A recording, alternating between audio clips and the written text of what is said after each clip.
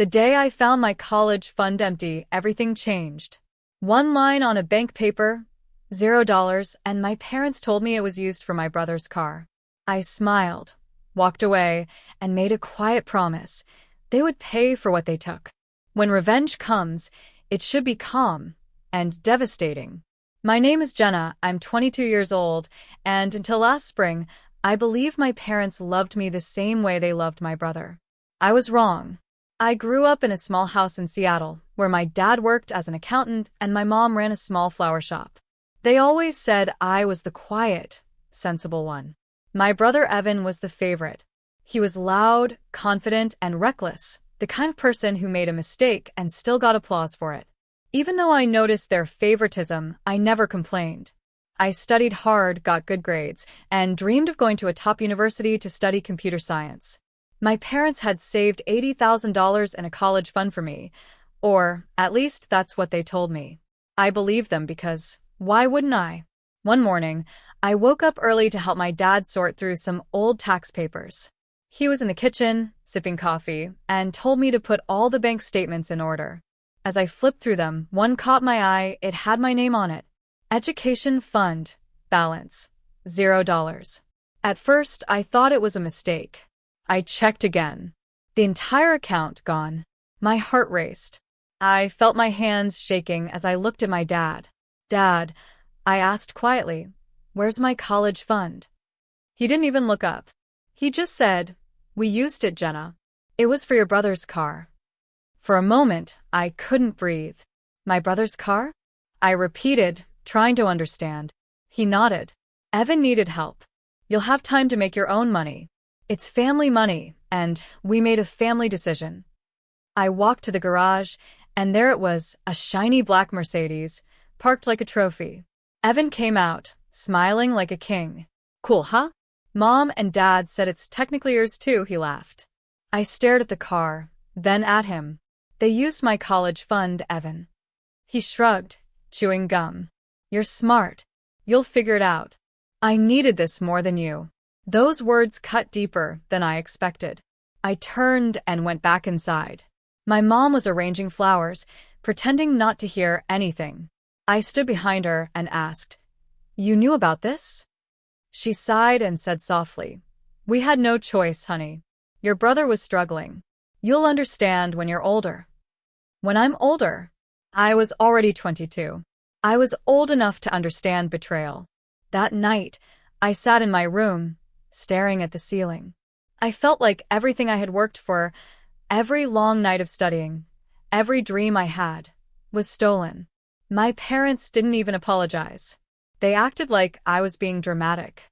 But I didn't scream. I didn't argue. I just smiled and said, "It's okay." Because I knew something they didn't. I had a secret. For 2 years, I'd been working quietly on a tech app called Novabyte. I built it under a fake name, testing it through part-time jobs and freelance projects. It wasn't just an experiment anymore.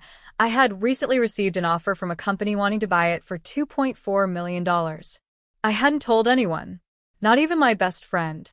And now, watching my parents celebrate my brother's new car, I made a silent promise to myself. They took my savings, but soon, I'd take back something far bigger, their peace. Over the next few weeks, I acted like nothing happened. I helped my mom at the flower shop, smiled at family dinners, and even congratulated Evan when he posted photos of his new car online.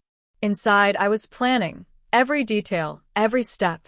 My parents thought I'd forgiven them. My mom even said one night, "You're such a good girl, Jenna. You never hold grudges." I just smiled and whispered, "You have no idea." While they slept peacefully in their rooms, I stayed awake, setting up encrypted accounts, transferring small test funds, and preparing documents. I wasn't going to yell. I wasn't going to cry. I was going to wait. Because revenge tastes best when served cold, and mine was still cooking. 3 months later, the silence broke. One night, around 2 a.m., I heard loud sirens outside. I opened my window and saw flashing red and blue lights. My heart sank when I recognized Evan's car, smashed against a streetlight. He was standing next to it, drunk and yelling at the police. The Mercedes, bought with my stolen future, was gone. Completely wrecked. By morning, my parents were panicking. They were fined heavily, and the insurance refused to pay because Evan had been racing under the influence. My mom called me, crying, "Jenna, we need your help. We're in trouble. Can you lend us something from your savings?" I looked at my reflection in the mirror, calm as ever. "Don't worry, Mom," I said softly. "You'll get exactly what you deserve. Soon." And when I hung up, I smiled because the storm had finally begun. I didn't sleep that night. I just kept replaying everything in my mind: the laughter, the lies, the betrayal. My parents had stolen my future and handed it to my brother like a gift, and now they were crying for help because his arrogance had burned everything to ashes. For the first time, I didn't feel sorry for them. I felt calm, almost peaceful, because I finally knew what to do. The next morning, I walked into the kitchen where my parents sat, looking exhausted. My mom's eyes were red from crying, and my dad was on the phone arguing with the insurance company. They both looked at me as if I were their last hope. "Jenna," my dad said, "you're the responsible one. Maybe you can talk to the bank. We're drowning in debt." I sat down across from him and said in the softest voice I could manage, "Sure, Dad. I'll handle it." He looked relieved. He didn't realize those words would destroy everything he thought he controlled. When I stepped outside, I opened my laptop and logged into Novabyte's developer portal. My company's payment had cleared, $2.4 million sitting in a private account under my alias. No one knew it was me, and that was my biggest weapon. Over the next few days, I started moving money around strategically. I didn't transfer a single dollar to my parents. Instead, I quietly began buying the debts they owed through shell companies. The very people they owed money to, the mechanic, the bank, even the insurance agents, were unknowingly selling their debts to me. In less than 2 weeks, I legally became the person they were indebted to. Meanwhile, I started dropping small hints on social media. I posted vague messages like, "Some people steal your dreams, but forget you might own their nightmares. You can't take from someone who's already 3 steps ahead." My brother commented on one of the posts, laughing, "Still upset about the car, sis?" I didn't reply. I didn't need to. A week later, everything started to unravel. The bank called my parents, informing them that the new debt holder had demanded immediate repayment or legal action. My dad turned pale. "Who the hell owns our debt now?" he shouted. My mom tried to call her lawyer friend, but it was too late. That evening, I went to visit them. I walked through the same front door they once told me to leave when I questioned their decisions. My mom tried to hug me, pretending nothing had happened. I stepped back. "Don't," I said calmly. "Let's talk about business." They looked confused. I handed them an envelope. It contained all their debt contracts with my name printed at the bottom as the new owner. My dad's face turned white. My mom's hands trembled as she read the paper. You bought our debt?" she whispered. "Yes," I said. "With the money you said I'd never earn." Evan stormed into the room. "You can't do this, Jenna. We're family." I looked at him and smiled. "Family? You mean the same family that stole my education and laughed about it?" They started begging, crying, shouting all at once. But I didn't yell back. I just stood there, silent, letting every word bounce off the walls that once echoed with their laughter. "You wanted me to understand when I was older," I said quietly. "Well, I'm older now, and I understand everything." 2 days later, I filed an official fraud report with the state finance department, attaching proof that my parents had withdrawn my college fund illegally. Investigators froze their remaining accounts. Their credit collapsed overnight. My dad lost his job, my mom closed her flower shop, and Evan sold what was left of his wrecked car just to cover legal fees. While their world fell apart, I quietly registered my company under my real name, Jenna Adams, founder and CEO of Novabyte Technologies. The story of a young woman who built a $1 million cybersecurity firm from her bedroom spread fast online. One morning, I woke up to hundreds of messages from journalists asking for interviews. My parents saw it too. My mom sent a text, "We're proud of you. Please come home." I didn't reply. A few months later, I bought a new house overlooking the lake. On Christmas Eve, a small envelope arrived at my door. It was from my parents, a simple card that said, "We're sorry." I looked at it for a moment, then set it down on the table. I wrote one short reply and mailed it back the next morning. "I didn't ruin you. Greed did." Then I walked into my office, surrounded by glass walls and the sound of my employees typing, and smiled.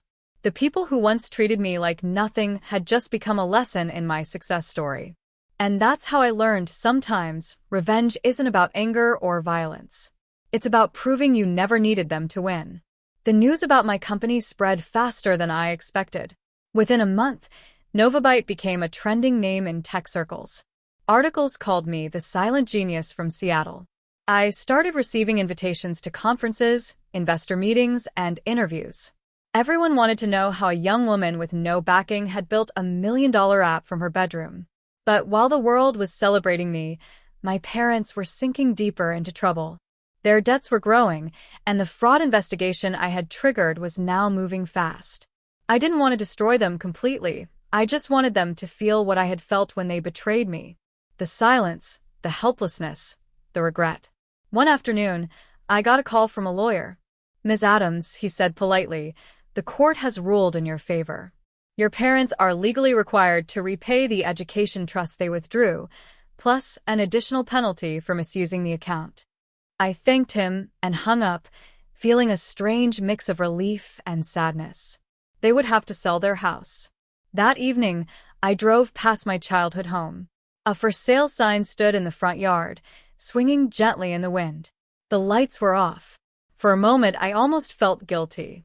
But then I remembered standing in that same driveway months ago, watching Evan show off the car that cost me my future. The guilt faded. A few days later, I received a call I wasn't expecting. It was my brother. "Jenna," he said in a shaky voice, "Mom and Dad, they're moving out. They don't have anywhere to go. Please, can't you stop this?" I took a deep breath. "Evan, when I needed help, you laughed in my face. You told me you needed that car more than I needed my education. You made your choice." He tried to argue, but I ended the call. For once, he couldn't talk his way out. 2 weeks later, I got another call, this time from a real estate agent. "Ms. Adams, congratulations. Your offer for the property has been accepted." I had bought the same house my parents were being forced to sell. When the papers were signed, I went to see it one last time before renovation started. They were outside, loading boxes into a truck. My mom looked older, her face tired. My dad avoided my eyes. When my mom finally turned to me, tears filled her eyes. "You bought the house, didn't you?" she whispered.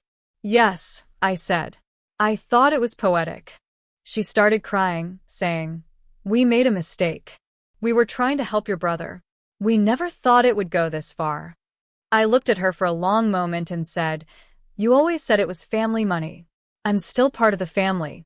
I'm just collecting what's mine." They didn't say another word. My mom held onto my dad's arm, and they walked away slowly, leaving behind the house they once used to make me feel small.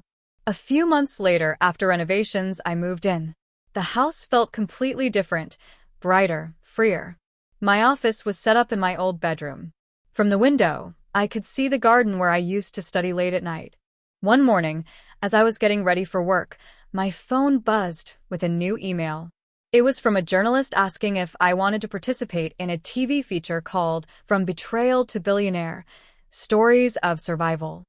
I hesitated for a moment, then typed back, yes. When the episode aired, the response was overwhelming. People from all over the country wrote to me, sharing their own stories of being betrayed by family. Some said my story gave them courage. Others said it helped them heal. A week later, I was at a business event in downtown Seattle when I spotted my parents sitting quietly at the back. They looked different, humbler. After the event, my dad walked up to me and said, "We're proud of what you've done, Jenna. We're sorry for everything." I nodded. "I know," I said softly, "but I can't go back." He lowered his head and walked away. That was the last time I saw them in person. Now, years later, Novabyte has offices in 3 cities. I employ over 100 people, many of them young women who remind me of who I used to be, quiet, underestimated, but full of potential. Sometimes, when I sit by the window at night and look at the city lights, I think about how far I've come. My revenge wasn't about ruining anyone. It was about reclaiming what was stolen, my dignity, my freedom, my voice. If life has taught me anything, it's this. People may take your money, your trust, or your dreams, but they can never take your ability to rise again. And when you finally rise, the silence becomes your loudest victory. A few years later, everything about my life looked different. Novabyte had grown into a global company with offices in New York, Austin, and London. I had a reliable team, loyal clients, and a reputation I built entirely on my own name. Reporters still called sometimes, asking if I'd be willing to do another interview about how it all started, but I always declined. That part of my life was finished. I bought a small lake house just outside Seattle. Quiet, surrounded by trees, with enough space for peace. I spent my mornings reading and my evenings walking by the water. The reflection on the lake always reminded me how calm revenge can look once it's over. My parents eventually found stability again. They moved to a smaller town and opened a small shop together. They never contacted me again, but I heard from neighbors that they had stopped bragging, stopped comparing, and finally learned humility. Maybe that was their punishment, to live with the memory of losing everything because of their own greed. Evan works at a local repair garage now. He sent me an email once, just one line. "I'm sorry, Jenna. You were right." I didn't reply, but I didn't delete it either. Maybe some words are meant to sit quietly in your inbox, like proof that justice doesn't always need noise. Sometimes, people think revenge means destruction. For me, it meant freedom, the ability to walk away without looking back, knowing I didn't need to scream or fight to prove my worth. I simply built my own world, brick by brick, while theirs fell apart under the weight of their choices. Now, every time I open my office door, I see a quote printed on the wall that reminds me of everything I've been through. They tried to bury you, but they didn't know you were a seed. And every morning, when sunlight hits that wall, I smile, because that's exactly what I became.